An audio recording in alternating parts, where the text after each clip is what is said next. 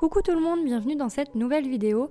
Aujourd'hui je vous propose un tuto pour créer un collier avec des encres e-zinc et une plaque de texture.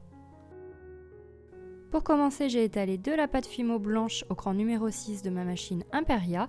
J'ai pris une plaque de texture en silicone de la marque Cernit et j'ai posé du talc dessus pour éviter que la Fimo adhère trop dessus. Donc comme d'habitude, j'en ai saupoudré et j'ai tapé sur les bords pour bien répartir le talc de façon assez homogène.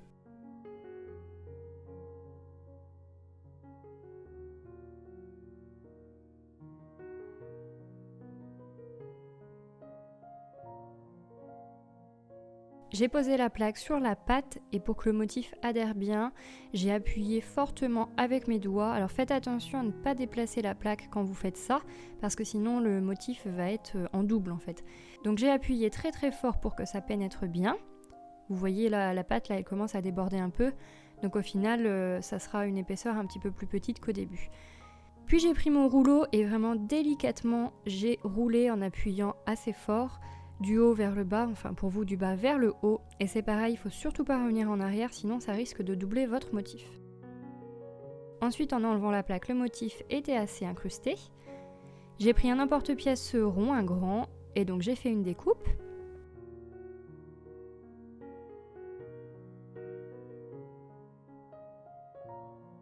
Avant de le retirer, j'ai enlevé l'excédent de pâte.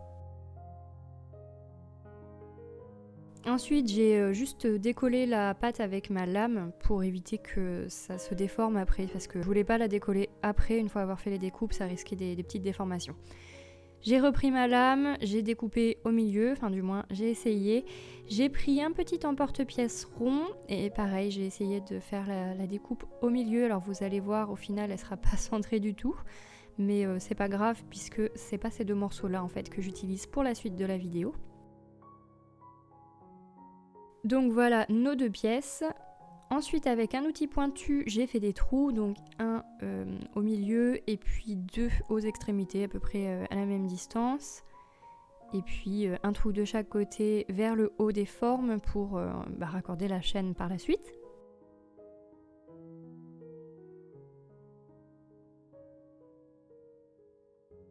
Ensuite il n'y a plus qu'à passer au four pendant 30 minutes à 110 degrés. Une fois cuites, donc là c'est pas les mêmes, vous voyez qu'elles sont un petit peu plus centrées, on va pouvoir passer à l'application des encres e-zinc qui sont des pigments en fait qu'on prélève par pipette. Alors moi mes pipettes elles fonctionnent plus parce que ça fait longtemps que je les ai, il n'y a plus que le jaune en fait qui fonctionne. J'ai fait un mélange de rouge et de jaune, donc j'ai pris le rouge géranium et le jaune citronnelle, j'ai mis une toute petite goutte de rouge parce qu'il est vraiment très pigmenté. Avec un dotting tool, j'ai mélangé pour avoir un orange. Donc vous voyez avec la petite goutte que j'ai mis, le orange il est quand même assez foncé. Puis j'ai repris les pipettes, j'ai directement posé des gouttes sur mes morceaux de pâte.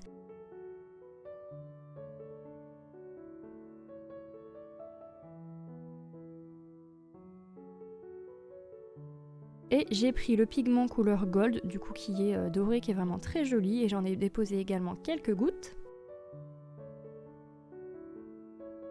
Et avec un pinceau, j'ai prélevé du orange et j'ai commencé à colorer. Donc là, c'est un petit peu aléatoire.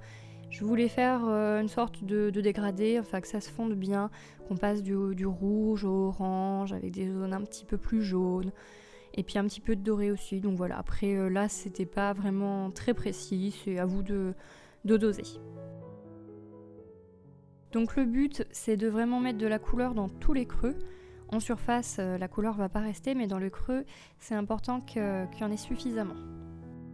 Si jamais vous débordez et que vous en avez mis sur les bords, voire en dessous, parce que moi c'est ce qui m'est arrivé, il n'y a pas de souci, vous pouvez après cuisson nettoyer avec du dissolvant ou simplement poncer, il n'y a pas de problème, ça s'enlève bien. J'ai rajouté un petit peu de rouge, hein, j'ai fait des petits raccords par-ci par-là.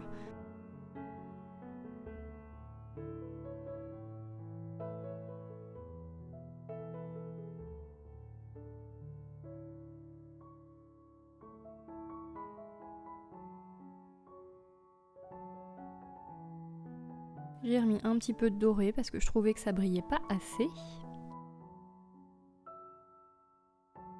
Et pour enlever le surplus sur le pinceau, je l'ai simplement essuyé sur un morceau de sopalin.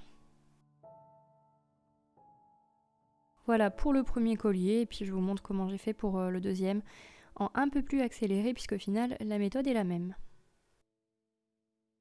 Pareil, si vous en avez sur les doigts, il n'y a pas de problème, ça se nettoie facilement.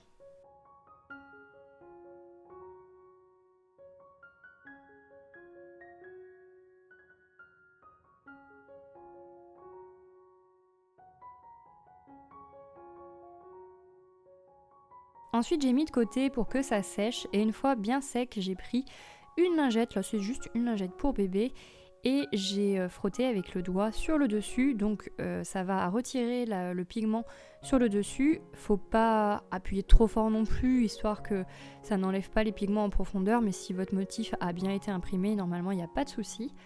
Donc je frotte, je retourne ma lingette pour avoir une partie propre, et je continue de frotter pour enlever vraiment la couleur sur tous les reliefs.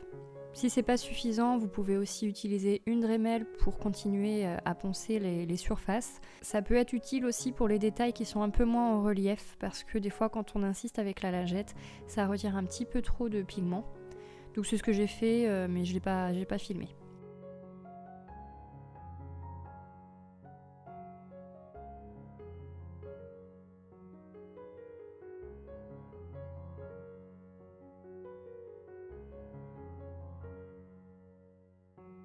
Et voilà mes deux morceaux prêts, donc il n'y a plus qu'à passer au montage.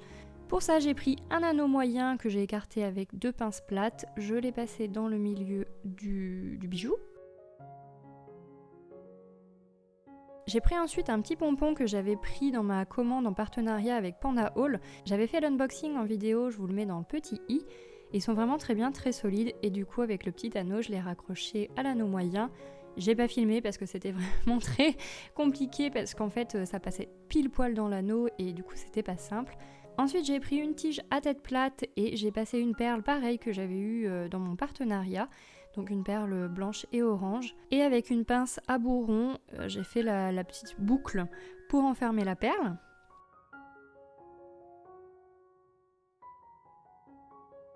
Donc j'ai fait ça 2 fois, j'ai repris 2 anneaux moyens, je les ai posés sur le bijou de part et d'autre du pompon. Et avec un petit anneau, j'ai raccordé les 2 perles. Alors du coup c'est vrai que parfois je passe vite sur le montage, parce que comme je disais, à la caméra c'est vraiment pas simple de fermer les anneaux de loin, surtout qu'une de mes 2 pinces est bien trop large, pas du tout précise, donc en fait je dois vraiment le faire de près. Donc j'ai raccordé les 2 perles, ensuite j'ai repris un anneau moyen que j'ai passé dans les 2 trous restants, ça va servir à raccorder la chaîne.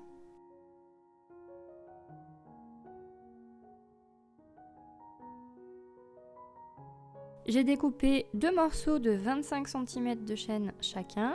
Avec un petit anneau, encore une fois, j'ai raccordé la chaîne aux 2 anneaux moyens. Alors quand je dis anneau moyen, c'est du 8 mm de diamètre, et les petits anneaux, c'est du 4 mm.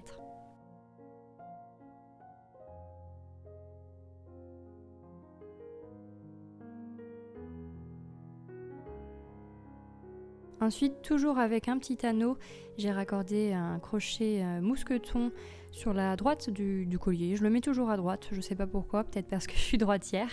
Et sur la gauche, j'ai raccordé une chaîne d'extension. Donc comme d'habitude, je vous disais, c'est pas facile avec les petits anneaux, donc je suis hors caméra.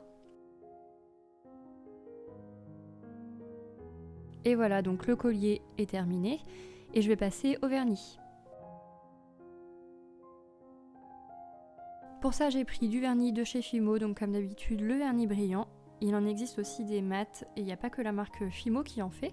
J'ai bien secoué, avec un pinceau, j'ai prélevé le surplus qui s'est déposé sur le bouchon. Moi j'aime bien faire ça parce que ça m'évite d'avoir trop de quantité sur le pinceau, parce que quand il y en a trop, ça fait blanc quand le vernis sèche. On le voit bien dans le pot de toute façon, quand il y en a une grande quantité, c'est blanc et c'est pas transparent. Donc pour que ça aille bien en profondeur sur les pigments, j'ai tapoté. J'ai pas juste passé le pinceau, j'ai vraiment tapoté. Le but là, ça va être de maintenir le pigment pour pas qu'il s'altère avec le temps, pour pas qu'il bouge. J'ai pas verni le dos, mais vous pouvez. Après c'est blanc, donc c'est vrai que ça peut être salissant. Je l'ai pas fait dans la vidéo, mais je pense que je le ferai par la suite.